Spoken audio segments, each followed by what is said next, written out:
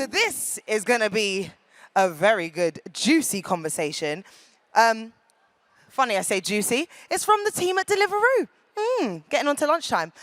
So this conversation will all be on Blackness, the real in tech. Yes, they're getting real, people. So please welcome to the stage Roxanne Parish, Oki Omniyi, Aaron Mallet, Shaquille Momo, and Daniel Thomas. Give them a round of applause. Hi everyone, hello to everyone here at Black Tech Fest. Like she said, all of us here are from Deliveroo and we're really excited to be here today. We're going to be talking about two things that really do matter to us, and the first one obviously is being black and the second one is being black in tech. It's an honor to be one of Black Tech Fest sponsors, and we're really hoping that today's conversation will help move forward the question around black identity in tech. Now, before we get started, we're going to be discussing quite a few things today, and I want to get started with a couple of introductions from the panel. I'll start with myself. My name's Roxanne Parish, and I'm a business sourcer in the business side of Deliveroo's recruitment team. I'm going to pass over to my lovely panelist. Hi, everyone. My name is Aaron Mallet. I'm a global product marketing exec at Deliveroo. My pronouns are he, him, and I'll pass it over to Daniel. I'm Daniel. I'm a geospatial data science, so I focus on thinking about where delivery is going to expand, things like that, and thinking about our demographics around the world. And my pronouns are he and him. My name is Oki Omoni. I'm an account manager at Deliveroo, and essentially my role is building relationships with these restaurants and using data to help drive growth on the platform. Hi, my name is Shaquille Momo, and I'm a senior software engineer within the restaurant space at Deliveroo. And yeah, like OK was saying, my teams build tools to help restaurants grow on the platform. Amazing, thank you, panel. And I just want to ask us a couple of questions about what your roles actually look like. So Aaron, let's start with you. What does product marketing actually look like on a global scale? So global product marketing is sort of split into two things. It's mainly my roles working with the product team to help build best-in-class products for our restaurant partners. And then also, once those products are developed, it's communicating them through the most appropriate channels. This varies a lot globally. As you know, our product adoption is different in different markets, but also people use our products differently. So we need to take sort of a hyper-local approach in terms of making sure that we can roll out products at scale, but also being, tasteful and relevant to the different markets that we operate in. Thank you very much. And Daniel, moving to you, you said you were in data science. Yeah, what do you actually do? What does that look like? Sure. So data scientist, we're taking data that is on like a huge, massive scale, and we're trying to distill from that data exactly what's going on the most granular scale. So a lot of the work that I do is concerned with trying to understand what's going off around the world on as granular as a sort of 250 by 250 meter level, and then using that to help Deliveroo think about where we should expand. So we've just launched in Qatar. I was a part of figuring out what our rider time should be in Qatar and how long we should be traveling to and from restaurant, for example. So I work on that sort of stuff and allow sort of business stakeholders to make big decisions. As an account manager, I would say the main two things that I do, I work with people and food. From the outside, a lot of my friends think all I do is eat food, but on the inside, what actually I'm doing is using data to help drive growth on the platform. So I work with restaurants in the Greater London region and basically use data to help them drive growth, revenue, sales, marketer ads, that sort of thing, helping to really push their brand on the app.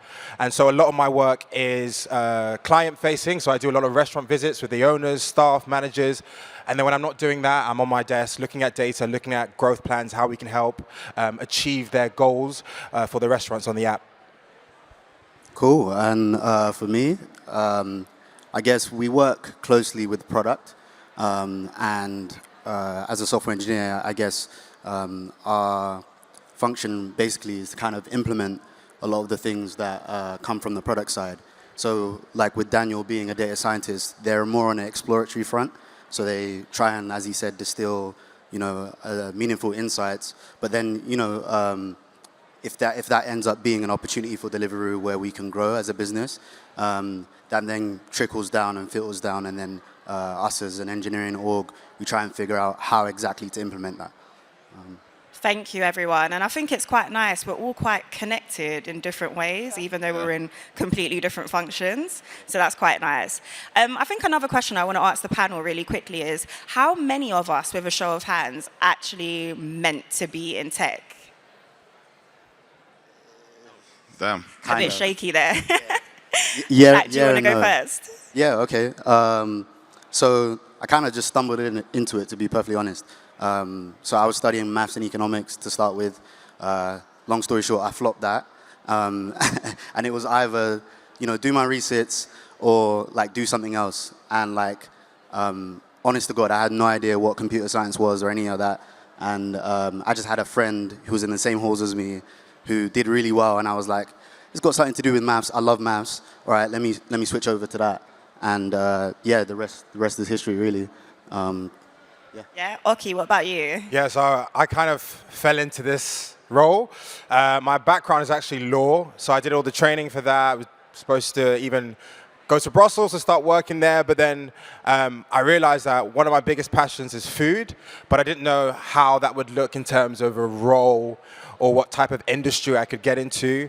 And I think as we, know during the pandemic, there was a lot of instability about the future, whether it was to do with your careers or just your personal development. And I think I just ended up seeing the role on LinkedIn. By the way, LinkedIn is such a great tool to find jobs. Definitely. It's like my bread and butter now. But yeah, it was through that, and then I got accepted the first stage of the interview. And obviously, coming from a law background, they were asking me about case studies on data and all this stuff, and I had no idea how to kind of proceed, because I always thought, English, law, words was my sort of forte. And then I got into the interview and I realized this is actually something that's really cool, really works with what I love, which is food and people.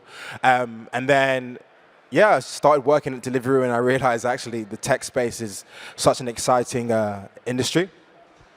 Perfect. Daniel, what about you? I think I'd always been interested in tech. I think so. I got a really weird background. I kind of started a startup after leaving college for like 10 years that sold bizarrely hot tubs and jacuzzis on the internet. And after getting bored of that, I kind of went to London to study and ended up, I think in my second year of studying, I kind of was frantically looking around and everyone had an internship and I was the only person without an internship. Started sending off a bunch of applications and randomly got an internship with Google. And I think that was the point. I was on the business side of Google, but that was the point where I kind of looked around at what was going on and decided that tech was having this like extraordinary impact around the world. And that was when I decided to pivot. I think I saw some of the stuff that they were doing at DeepMind, using like NHS data to like predict, sort of X-rays with far greater accuracy than sort of radiologists were able to do and stuff like that. And I was like, okay, I'd quite like to be a part of that. And it kind of made the switch since. Yeah, and Aaron? So, I mean, for me, I've been always into tech, like a self-confessed geek when I was younger. I remember, like, in 2007, I watched Steve Jobs unveil the MacBook Air, and I was like, he put it out the manila envelope, and it was just this really thin laptop, and I was like, tech is like, I want to work in tech. I want to be able to do that. I want to communicate products to people.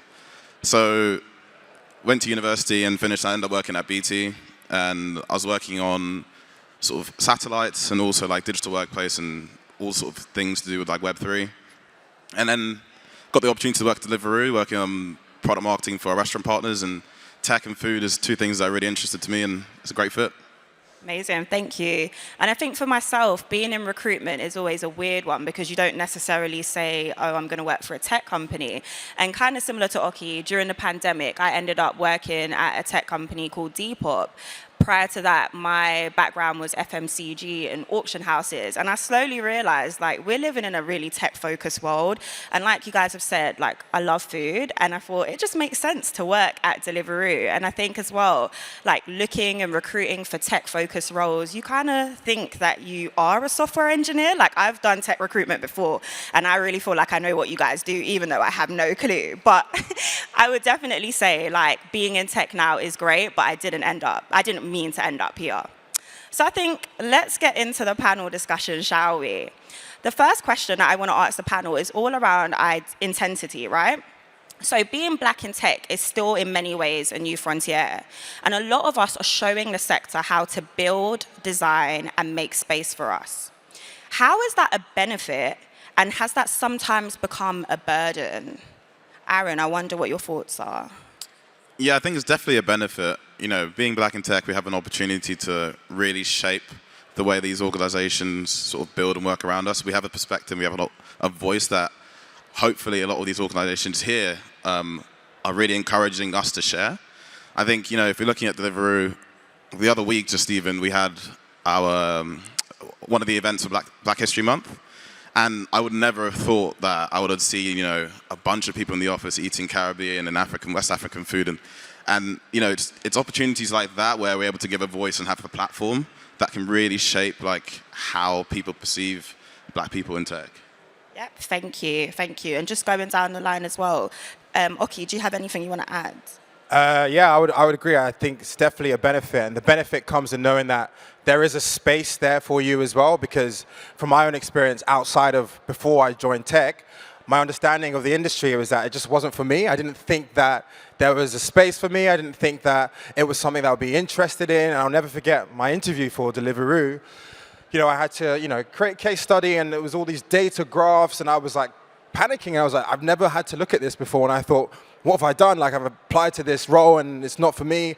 And then as I was working towards it, I realized, oh, I can do this. I understand it. I know how to translate it. I know how to use it to then inform others. And then in my role now, honestly, I spend Mondays looking at like weekly reports, looking at the data, and I'm looking at it. I was like, to think that at some point I thought I could never be in this space, and now I am, and I'm enjoying it.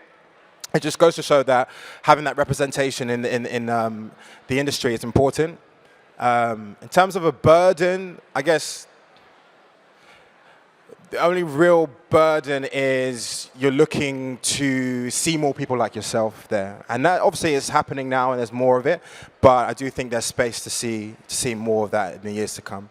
No, definitely. And I think from my own personal perspective, I definitely would say it is a benefit because especially being in recruitment, you're at the forefront to really shape what an organization looks like. But I can definitely really relate to the weightiness, what that brings with it. Being a black person in recruitment, you might be asked, where do we find black talent? Where are they? How do we find them? How do we engage with them?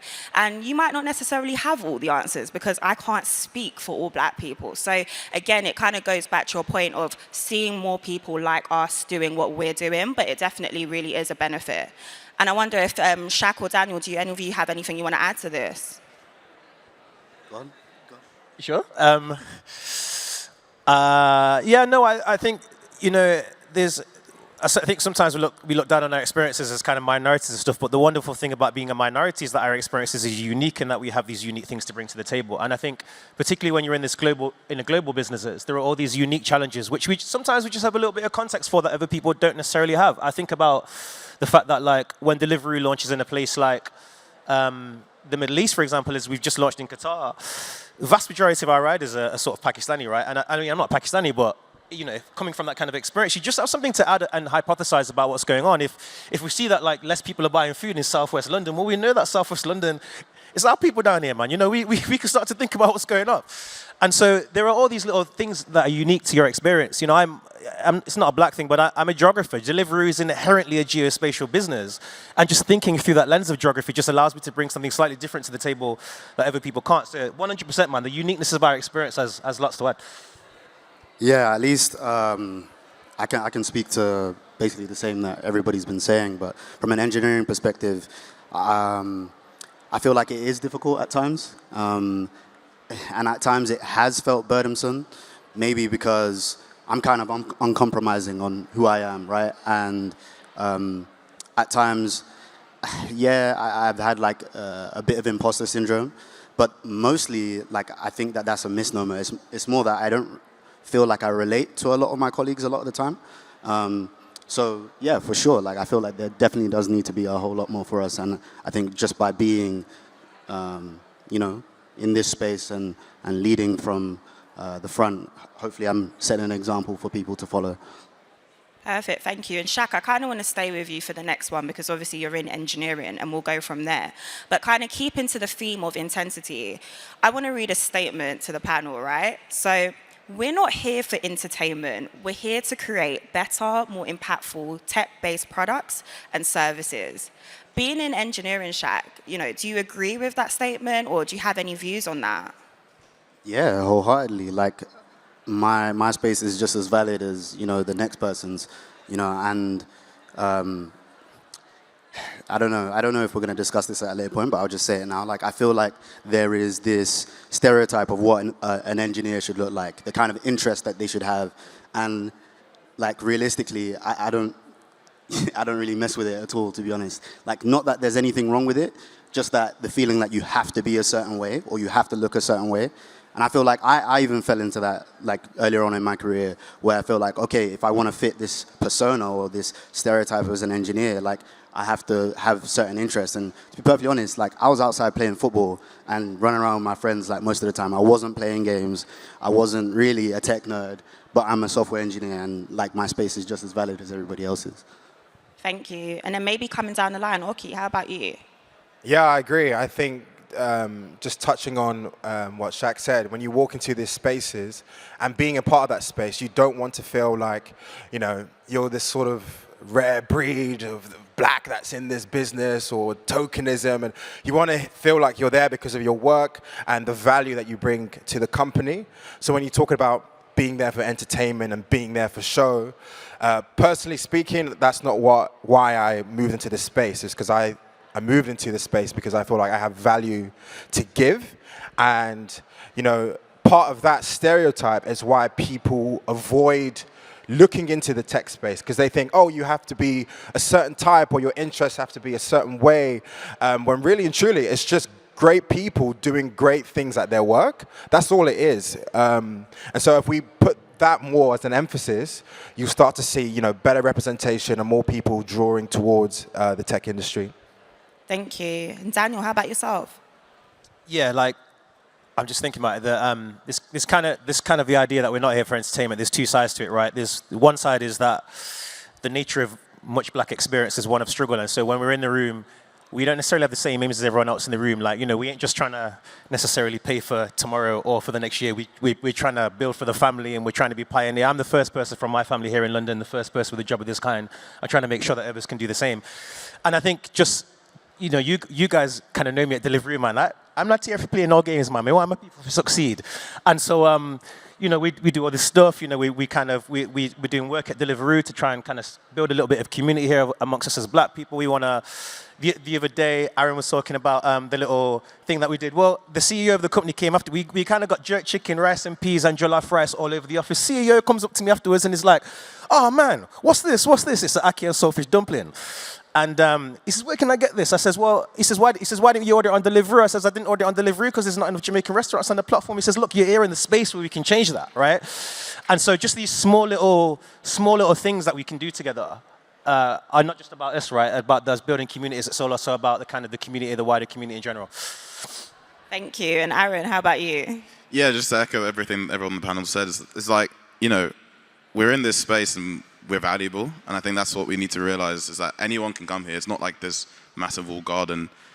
We all have a different experiences. We all can share that, and yeah, it's really a place that everyone can be. Yeah, definitely. And I do agree to that as well. I mean, my path, I didn't speak on it so much, but I didn't go to university. I did an apprenticeship, for example, and I'm from Southeast London. So again, being in recruitment is really, really exciting for me because it's an area to kind of tap into talent. I went to school with so many really talented people that you may not necessarily see in a space like ours or in a tech space. So, having that benefit to actually tap into my own personal network, but tap into wider networks is something that I think is really, really important, for sure. Now, I want to talk a little bit now about the industry itself from an industry perspective. Tech is largely about innovation, and do we think innovation is gate-kept? And if it is gate-kept, who do we think it's gate-kept by? That's a big question. Yeah. So again, back on this whole engineering stuff, right? Like, if you think about it, so we might not necessarily be the ones to come up with all the ideas or to even drive the strategy of the business, but as engineers, we're the ones building it 9 times out of 10. And I think it kind of relates to what I was saying just before about how the feeling, there's a feeling of survivorship bias by a lot of engineers that I have witnessed, where it kind of feels like, okay, if you're not into a certain thing, then you're not really an engineer. Or that's never said overtly, of course, but there's a feeling. And I don't want to make it seem like I'm some sort of victim. Really not, essentially. All I'm trying to say is that basically you don't have to be any particular person, right? It's just a job, right? Like, you don't have to be a math genius. You don't have to be a science genius. Like, there is a huge demand and supply mismatch because we need a whole lot more, right? And, you know, we're only going to fill that gap with everybody in society. Like, you don't have to have been a particular type of person. So yeah, that's what I think is gate kept by. I don't know. What do you guys think? Yeah, no, that's a really interesting perspective, because sometimes there can be a generic stereotype for a specific role, and you know, if you don't fit that mold, are you really that person, or have you really got the experience to do what you do? So I can definitely understand that. And I mean, Daniel, you're in data science. Do you think, you know, innovation is gate kept? Do you think there is a specific data science look? Like, what's your perspective? I don't think innovation in tech is gate kept. I think, you know, anyone can be innovative, and I think if you look at, like, within the context of Africa, people often look at Africa as, like, you know, not doing very well in tech, but I think Kenya's got some of the most phenomenal, like, tech advancements I've seen of any nation on the planet. Like, stuff that's for that market, for those people. You think about M-Pesa, or you think about drones being used in the countryside to analyze, like, crop yields and all that sort of stuff. So the innovation itself isn't gate kept, but I think there's two things that are. One is, like, minorities' ability to benefit from the, like, proceeds of tech and the wealth of tech. And the benefits of tech. And I explain what I mean. You think about, like, somewhere like America, where they've got healthcare systems that are being decided by AI algorithms that are completely missing the fact that they're black, and then are disproportionately charging black people more. Or you think about, I think there was an example with Amazon a few years back where they had, like, an AI system as recommending whether or not to take forward CVs, and then it started disproportionately choosing men because the women didn't talk like men. And you think about how few of us are in the space where these things are being decided, and how, you know, how much we stand to lose out as a result of not being in the room.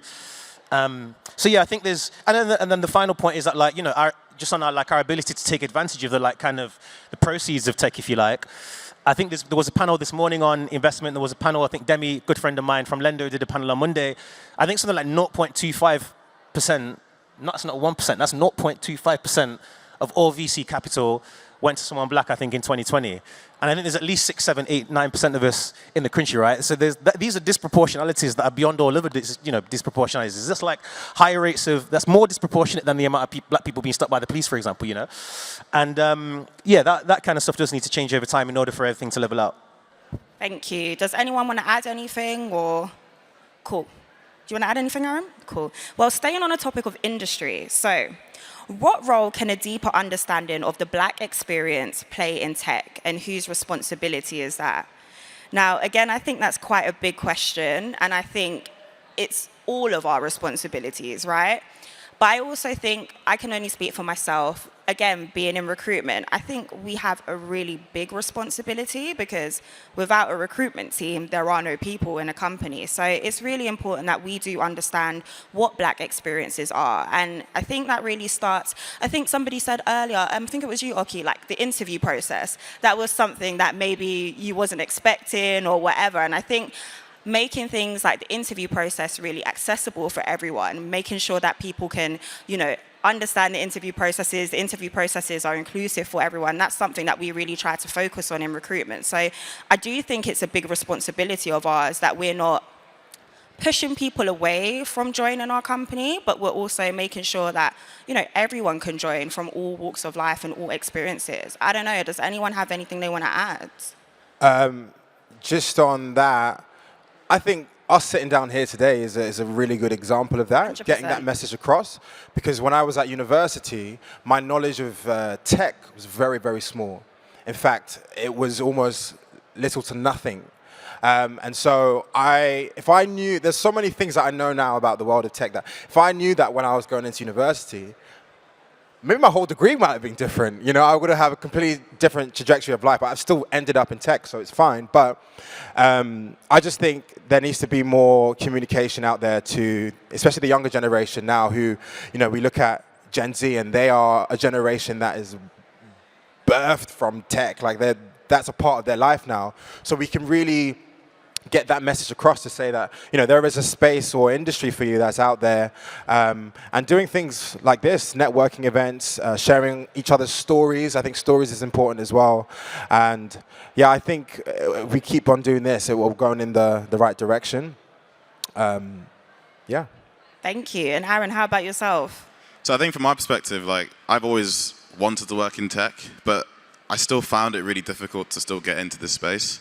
And I think even like I went to university, knew what I wanted to do, knew I wanted to work in tech after, but I still found it difficult.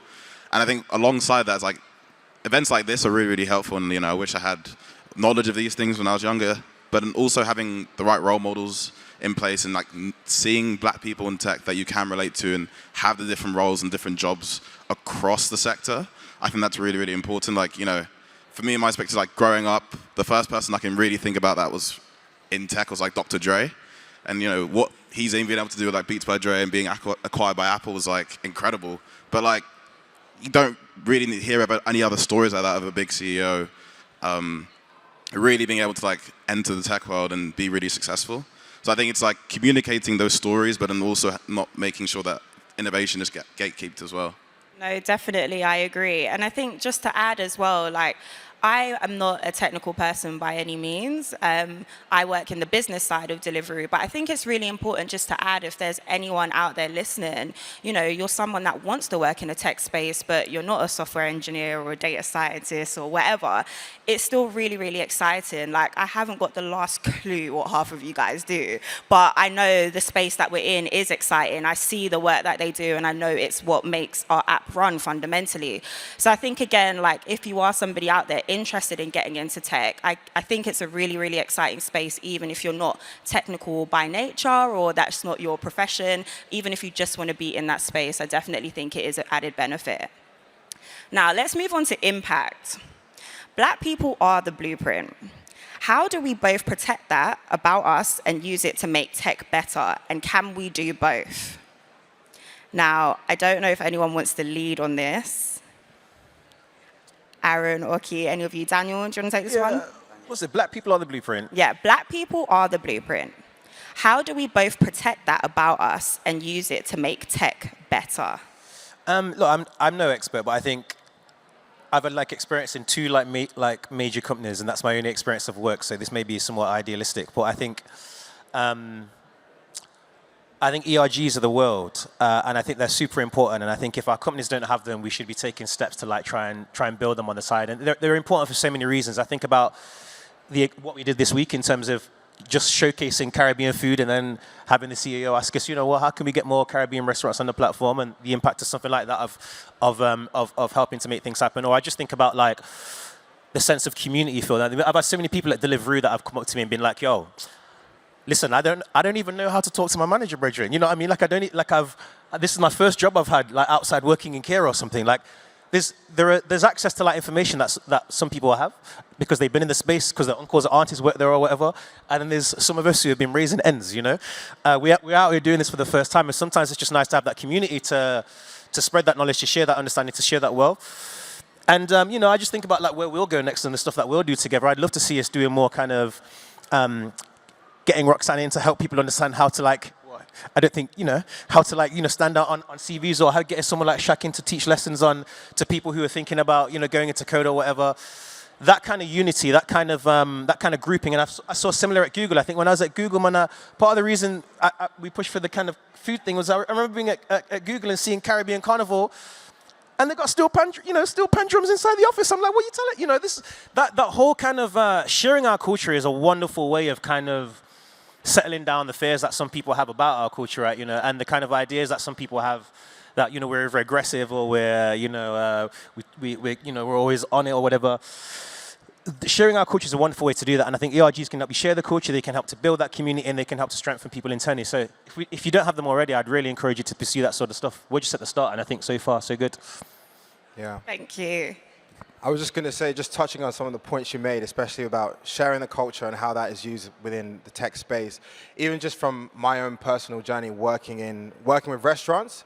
So some of my restaurants are, of Afro-Caribbean cuisines, Jamaican, Nigerian, and you go in and have these conversations with them, and they are probably not fully aware of how to understand how they are placed on the app, what they can do in certain areas that are saturated with other cuisines. So how do they make sure that their cuisine is being put to the forefront, or certain zones where there is a high saturation of that cuisine? How do we make sure that your platform is getting pushed? All these different things that I can now come in and say, hey, look, this is what the data shows. This is how we can improve your business, and this is what you need to do to make sure that you become, one of the best Nigerian restaurants in your area, or Jamaican restaurants in your area. And so I think there's power in that sort of the data, because you're able to educate not only yourself, but educate the restaurant partners that you work with. And I think that's huge for tech when you look at it from the Black sort of community as well. Yeah, thank you. Does anyone want to add anything, Shaq? Yeah. So kind of on a point that Daniel made earlier about when you're here, a lot of people, they don't know how to behave, and I don't mean in a negative way. They don't necessarily know exactly the steps to make in order to progress. And I guess the onus is on us for sure, as people that are already here, to kind of reach out to those people and kind of bring them up with us. But at the same time, also when you get in that position, I think part of spreading our culture is it's balancing this fine line between being a teacher and being unapologetically Black, if that makes sense. So if anybody is ignorant to certain experiences that we may have, it's not necessarily taking offense to that straight away, at least from my perspective. It's using that as an opportunity to teach. Doesn't matter who it is. It could be your manager, it could be your manager's manager. But it goes back to the same thing of what I've been saying this whole time, is we deserve the space that we're in, right? We deserve to be here. There's no time for imposter syndrome. Thank you. And I think, Aaron, did you want to add anything? Yeah, I'll just add something quick. I was going to say, in terms of protecting, we need to make sure that we're authentic to ourselves when we're in these spaces. I think there's this as Shaq would say, people try to conform to try and fit in, and I think as we're the blueprint, we need to make sure that we stay authentic to ourselves, and that in itself is powerful. And I think having more people themselves higher up in these companies and the high levels would just have a natural trickle-on effect in terms of making representation more normal, and that just lead to a better society. No, definitely. And maybe a question that I want to ask you, you spoke about authenticity. Do you feel like sometimes that can be quite hard to stay authentic, or do you think, that's something naturally that, you always try to do? I think it's definitely a challenge. When you compare yourself to your peers, you look at the way that people behave in an environment, and also not having a lot of Black people in some situations, you might not have a lot of Black people in your organization or in your team. So the way that you behave, you sometimes subconsciously might think you have to behave differently to get ahead, or to just get that promotion or whatever it is. But I think understanding that your uniqueness and you being there, you have a right to be there, that in itself is the power, and that's how you stay authentic to yourself. Thank you. And I think from my perspective as well, I always try to kind of keep my personal identity with everything that I'm doing at work. And being in recruitment, they often say, the best place to find talent is LinkedIn. Don't get me wrong, LinkedIn is amazing. But I don't know about any of you guys listening. I love Twitter, and I can be on Twitter for hours. And sometimes I might come across certain things on the TL, or come across certain profiles and certain people, and I'm like, you would do really good here. I want to DM you and ask you for your CV and whatever. And you forget that that is a legitimate way of actually sourcing talent, social media. But we're always pigeonholed into thinking LinkedIn. And everyone might not be on LinkedIn. These people might be in different places. So I personally, sometimes at night I might be looking at something completely unrelated to work on the TL, and then I see this really amazing person, and I'm like, yeah. So for me, that's kind of how I stay true to my identity and kind of intertwine that back into what I'm doing at work. Does anyone want to add anything? No, I was just going to say, I'm just thinking in my head now about, authenticity and what that means, and I've kind of realized that if I wasn't authentic in my role, I wouldn't be able to get the results that I need and to excel. Because when I think about the person that I am, I love building relationships. I love talking to people. I love, understanding how I can help. And if I came into, Deliveroo and said, actually, I'm not going to be my authentic self, I wouldn't be able to make those great relationships that I have with my restaurant partners, or those great ways I can get, restaurants to join campaigns because they trust me. And if I came into the role and I said, you have to give. You have to be authentic, but then also you also have to protect yourself in that sense as well, because we know, as working in certain spaces, it can be difficult. But so long as you remember why you joined the role and understand that you're here to be yourself, and that should be what's the driving force behind it all. So yeah. Definitely. Okay, well, thank you, everybody. That's been a really enriching discussion, and I really hope we've given you some food for thought, no pun intended. But thank you again, everyone.